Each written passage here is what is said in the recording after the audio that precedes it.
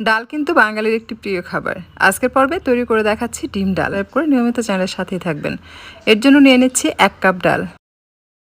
আমি মসুর ডাল রান্না করে দেখাচ্ছি আজকে। আপনারা চাইলে এটা ভুটের ডাল দিয়েও রান্না করতে পারেন। পর্যাপ্ত পরিমাণে পানি দিয়ে এটাকে খুব ভালোভাবে ধুয়ে পরিষ্কার করে নিতে হবে। আমি এটা খুব ভালোভাবে ধুয়ে পরিষ্কার করে নিয়েছি। এখন দিয়ে দিচ্ছি পানি। ডালটাকে সেদ্ধ হওয়ার জন্য আমি এখানে পানি দিয়ে দিব 3 কাপ। অর্থাৎ 1 কাপ ডাল সেদ্ধ হতে পানি লাগবে 3 কাপ। ডাল ভিজে রাখার দরকার নেই, সাথে সাথে পানি দিয়েও কিন্তু সেদ্ধ করা যাবে। আবার চাইলে আপনারা ডাল ভিজিয়েও রাখতে পারেন। এই পর্যায়ে একটি তেজপাতা দিয়ে চুলাটাকে ধরিয়ে দিচ্ছি। প্রথমে হাই ফ্লেমে রেখে একটা বলক তুলে নিতে হবে। বলক আসার পর দেখবেন ওপরে এরকম ফেনার মতো ভেসে থাকবে, সেগুলো তুলে ফেলে ক্লিন করে নিতে হবে। ডাল সেদ্ধ করার সময় হলুদ বা অন্যান্য কোনো মশলা দেওয়ার প্রয়োজন নেই। এখন চুলার আঁচটা কমিয়ে দিয়ে মিডিয়াম লোতে রেখে ডালটাকে সেদ্ধ করে নেব।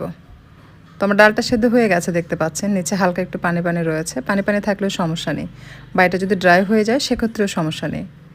বাস ডালটা সেদ্ধ হলেই হলো। যদি 3 কাপ পানিতে চুলার আঁচটা বেশি বাড়িয়ে দেন সেক্ষেত্রে কিন্তু ডাল সেদ্ধ হওয়ার আগে পানি শুকিয়ে যাবে। তাই মিডিয়াম লোতে রেখে আপনাকে ডালটা সেদ্ধ করে নিতে হবে। তো ডাল সেদ্ধ হয়ে গেছে। এই পর্যায়ে আমি এখন চুলা বন্ধ করে এটাকে নামিয়ে নিব।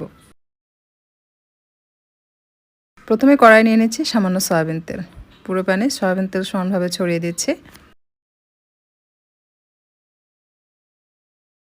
একটু লবণ দিয়ে দিচ্ছি। প্রথমে ডিম ভেজে নেব। এখন দিয়ে দিচ্ছি হলুদের গুঁড়া। ডিমটা একটু সাদা সাদার মতো হলে, ভাজা ভাজা হলে হলুদের গুঁড়া দিতে হবে। দিয়ে এখন বেশ কিছু সময় ধরে এটাকে হাই ফ্লেমে রেখে ভেজে নেব। ফার্স্ট থেকে লাস্ট পর্যন্ত এটাকে হাই ফ্লেমে রেখে ভেজে নিতে হবে।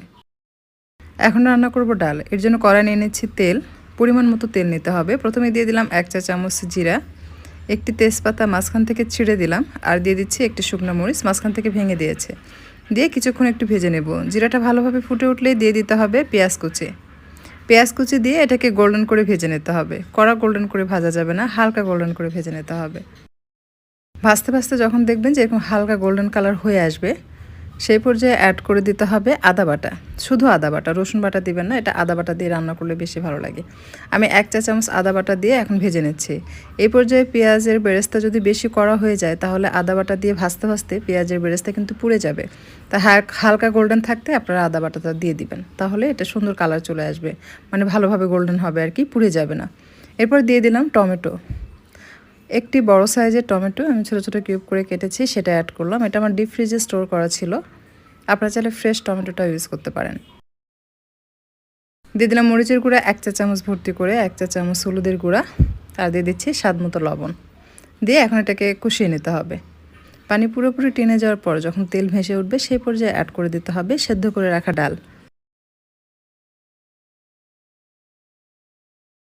সম্পূর্ণ ডাল দিয়ে এখন এটাকে বেশ কিছু সময় ধরে কষিয়ে নিতে হবে।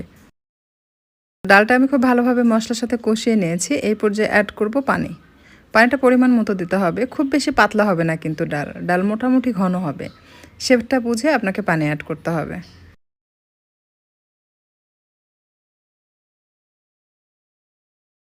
তো এটা এমনভাবে পানি দিতে হবে যে ডালের ঘনত্বটা হবে ঠিক এরকম। আপনি নিশ্চয়ই দেখেই বুঝতে পাচ্ছেন। বলক আসার পর দিয়ে দিতে হবে সেই ভেজে রাখা ডিম। আর প্যানে যে তেল মশলা রয়েছে সেটাও আমি ডাল দিয়ে ধুয়ে নিচ্ছি।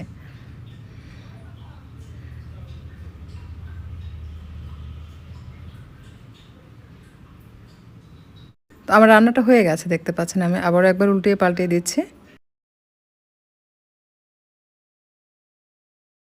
তো ঘনত্ব হবে ঠিক এরকম, একদম পাতলাও না আবার একদম জমানো ঘনও না। এখন আমি এটাকে সার্ভিং ডিশে নিয়ে নিচ্ছি। আপনারা নিশ্চয়ই দেখে বুঝতে পাচ্ছেন যে এটার ঘনত্বটা কেমন হয়েছে। তো এটা আসলে যত ঠান্ডা হতে থাকে ততই কিন্তু এটা ঘনত্বটা বাড়তে থাকে। তো আপনারা চাইলে আরও কিছুটা লিকুইড করতে পারেন। তবে গরম গরম পরিবেশন করলে এরকমই ঠিক আছে। এই ডালটা আপনারা রুটির সাথেও খেতে পারবেন, পরোটা, নান বা গরম ভাত সব কিছুর সাথেই পরিবেশন করতে পারবেন। আশা করছি আজকের রেসিপিটি আপনাদের কাছে ভালো লেগেছে। ভিডিওটি যদি ভালো লাগে লাইক, কমেন্ট, শেয়ার করবেন। আর এরকমই সহজ রেসিপি পেতে চ্যানেলটি সাবস্ক্রাইব করে নিয়মিত চ্যানেলের সাথেই থাকবেন। ধন্যবাদ সবাইকে, ভালো থাকবেন।